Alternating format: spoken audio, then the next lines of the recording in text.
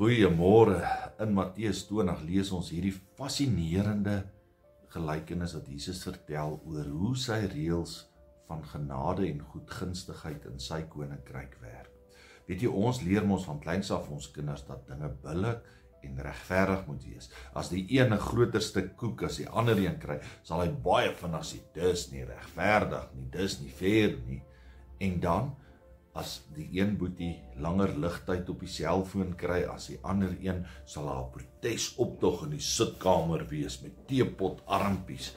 Dis nie fair nie, dis nie billik nie. Ons hou van dinge regverdig en billik. Dis hoe die reëls van meriete en verdienste werk.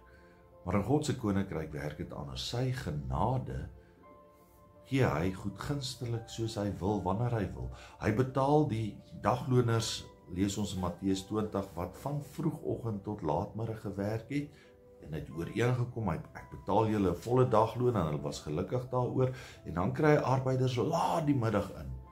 Net so uur het hulle gewerk, en toe hy hulle betaal hy 'n volle dagloon, en die ouens wat van die oggend af die heel dag gewerk het, was ongelukkig, want hulle het gedink, nou gaan hulle baie meer kry, en toe sê die eienaar vir hulle, maar het ons nie ooreengekom op 'n dagloon?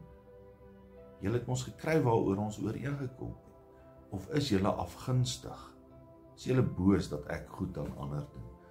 Vriende, laat ek en jy dankbaar wees vir die genade wat die Here vir ons gee. Hy gee dieselfde genade vir die moordenaar aan die kruis op die 11de uur, as wat hy vir Timoteus gegee het, wat sy hele lewe lank 'n kind van die Here was, en getrou was. God gee sy genade aan wie hy wil, soos hy wil. Laat ons nie afgunstig wees op mekaar, laat ons nie vergelyk nie. Kom ons wees dankbaar en bly oor die goedheid en guns van God se genade. Dit is meer as genoeg. Ek en jy verdien dit nie, dit is 'n gawe uit God se hand. Kom ons vier mekaar se genadegawe, se goedgunstigheid van God, en ons leef met dankbaarheid. Amen.